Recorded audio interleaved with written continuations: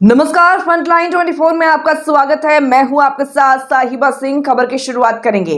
उप मुख्यमंत्री सम्राट चौधरी दिल्ली से लौट आए हैं और लौटने के बाद एयरपोर्ट पर पत्रकारों ने जब उनसे पूछा कि एनडीए में सीट शेयरिंग हो गया है, महागठबंधन में नहीं हुआ है, उन्होंने कहा कि मेरा तो हो गया है, जिनका नहीं हुआ है उनसे जाकर पूछिए। भारतीय जनता पार्टी और उसकी सहयोगी पूरी तरह तैयार है कि 2024 के लोकसभा चुनाव में सभी सीटों पर चुनाव जीतेगी। आपको बता दें कि एनडीए में सीटों का बंटवारा हो चुका है और एनडीए में सीटों का बंटवारा का जो फॉर्मूला है वो आपको बता दें एक बार फिर से।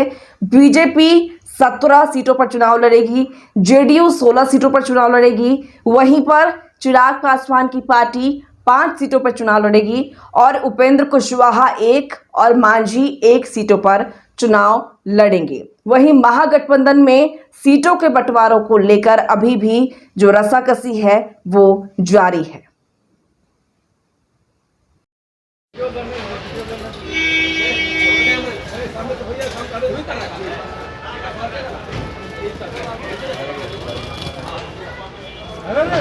सर एनडीए की सीट शेयरिंग हो गई है लेकिन महागठबंधन की अभी तक नहीं हुई है सीट शेयरिंग। आगे आ जाइए।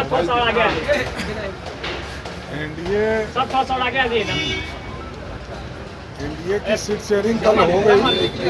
अब जिनका नहीं हो रहा है वो बताएं। भारतीय जनता पार्टी और एनडीए पूरी तरह तैयार है कि 2024 के चुनाव में सभी सीटों पर बिहार में जीतें। लेकिन कहा जा रहा है कि 300 पार होगा, 400 पार नहीं होगा। मंदिर के लिए बढ़ेंगे अगली खबर की ओर। जेडीयू को बिहार में बड़ा झटका। पूर्व केंद्रीय मंत्री अली अशरफ फातमी ने इस्तीफा दिया है, आरजेडी में करेंगे घर वापसी। अब खबर विस्तार से। दरभंगा से सांसद रहे और पूर्व केंद्रीय मंत्री अली अशरफ फातमी ने जेडीयू से इस्तीफा दे दिया है। जदयू के राष्ट्रीय महासचिव मोहम्मद अली अशरफ फातमी ने जेडीयू के सभी पदों सहित प्राथमिक सदस्यता से इस्तीफा दे दिया है। फातमी ने जदयू के राष्ट्रीय अध्यक्ष को भेजे पत्र में कहा है कि मैं नैतिक मूल्यों की रक्षा हेतु जनता दल यूनाइटेड के सभी पदों सहित प्राथमिक सदस्यता से इस्तीफा दे रहा हूं। एनडीए में सीट बंटवारे की वजह से नाराज चल रहे फातमी ने पार्टी से इस्तीफा दे दिया है।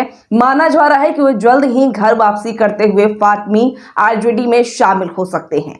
मधुबनी और दरभंगा की सीट बीजेपी के पास जाने से नाराज चल रहे फातमी ने जेडीयू छोड़ दिया है। वो आरजेडी के टिकट पर मधुबनी से चुनाव लड़ सकते हैं। 2019 लोकसभा चुनाव से पहले भी फातमी ने आरजेडी से इस्तीफा दे दिया था और जेडीयू की सदस्यता ले ली थी।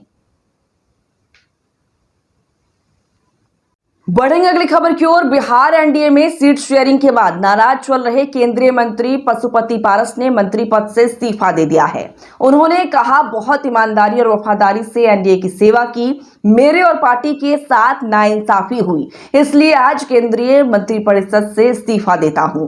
पशुपति कुमार पारस ने कहा कि इस्तीफा भेज चुका हूं, बहुत ईमानदारी और वफादारी से एनडीए की सेवा की, आज भी पीएम मोदी का शुक्रगुजार हूं, मेरे और पार्टी के साथ नाइंसाफी हुई, इसलिए आज केंद्रीय मंत्रिपरिषद से इस्तीफा देता हूं।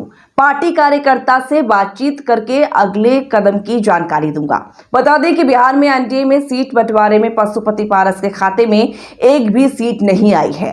पशुपति पारस इस बात से भी नाराज थे कि सीट शेयरिंग की घोषणा से पहले उनसे बीजेपी के किसी बड़े नेता ने बात नहीं की, जबकि चिराग पासवान से अमित शाह और जेपी नड्डा की बात हुई। पशुपति केंद्रीय मंत्रिमंडल से इस्तीफा देने के बाद इंडिया गठबंधन के संपर्क में है।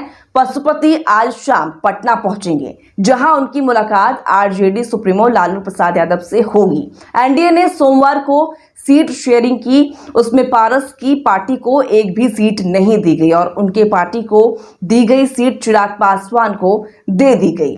उनके पार्टी के 2 सांसद वीणा देवी और महबूब अली कैसर तो चिराग के साथ चले गए, लेकिन नवादा सांसद चंदन कुमार और पारस के भतीजे प्रिंस राज अब भी पारस के साथ बने हुए हैं, जो आज की तारीख में एनडीए से आउट हो गए हैं।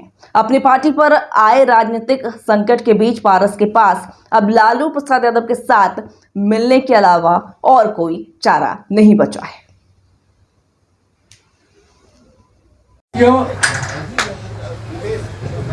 कल एनडीए गठबंधन के द्वारा बिहार में 40 लोकसभा सीटों के लिए किस दल को कितना सीट मिलेगा इसकी घोषणा हो गई। मैंने आज से 5-6 दिन पहले प्रेस वार्ता में मैंने कहा था कि हम तब तक इंतजार करेंगे जब तक एनडीए का विधिवत घोषणा नहीं होता। कल विधिवत घोषणा हो गया। हम लोग 5 सांसद थे, हमारी पार्टी में 5 सांसद थे। मैंने बहुत ईमानदारी, बहुत लगन से, वफादारी से मैंने एनडीए की सेवा की। आज भी मैं माननीय प्रधानमंत्री जी का शुक्रगुजार हूँ और मैं आज भी तो देश के नेता हैं, बड़े नेता हैं, लेकिन हमारी पार्टी के साथ और व्यक्तिगत रूप से हमारे साथ नाइंसाफ़ी हुई।